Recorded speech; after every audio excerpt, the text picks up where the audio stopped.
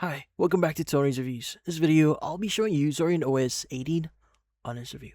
So, Zorin OS 18 is basically a welcome to Linux distro that's built to feel familiar if you're coming from Windows. Now, under the hood, it's based on Ubuntu 24.04 LTS, and Zorin says OS 18 gets updates and security patches until at least June 2029.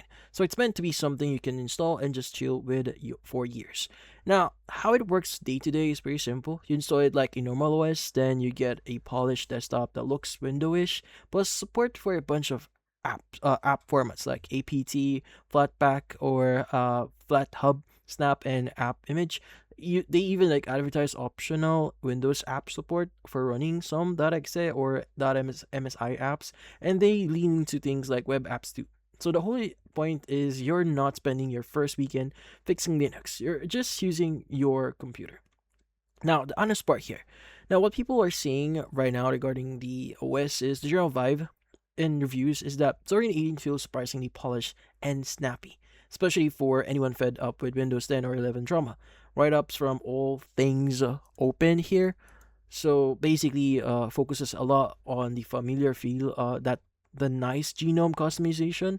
And that's also a January 2026 blog style review saying the system was easy to install and stable so far. So, and solid for everyday workflows with a couple of app quirks. Now, Reddit here is where you really see the split personality. Now, a bunch of posts are basically this is the smoothest Linux I've tried, with people saying it feels faster than other distros they used, and it just feels clean and finished. Now, you'll also see more cautious takes here. Some folks recommend sticking to the Zorin 17.3 if you want the most settled experience. Saying 18 still has some buggy edges, especially around updating, depending on the setup. And there's also pro conversations, people like the extras.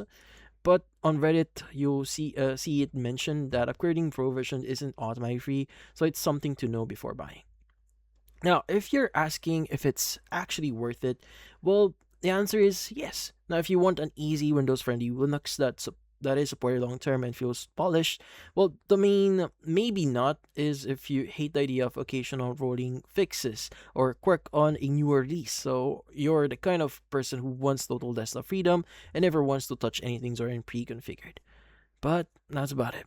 So if you found this video helpful, hit the like and subscribe button and watch our next video.